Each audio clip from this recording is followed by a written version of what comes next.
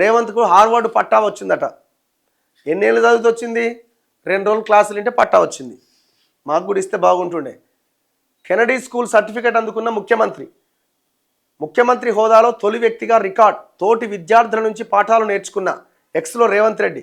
భూసేకరణకు 5,000 కోట్లు బడ్జెట్లో కేటాయించేందుకు సర్కారు సిద్ధం.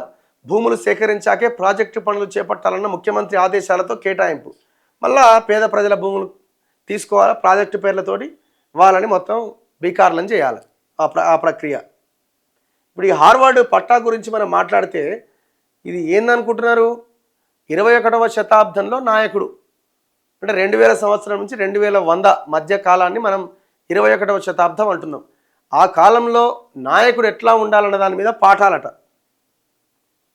నేనే చెప్పిన, హార్వర్డ్కి పోవాల్సిన అక్కర్లే, ఒక మారుమూల పల్లెని గ్రామాన్ని ఎంచుకొని ఆ గ్రామ ప్రజలందరినీ కూర్చోబెడితే వాళ్ళే టీచర్ల కింద మనకు లెక్చర్ ఇస్తారు. ఏం చేయాలా, ఏం చేయొద్దు, ఒక నాయకుడు ఎట్లుండాలని. హార్వర్డ్కి పోవాల్సిన అవసరం లేదు దానికోసం.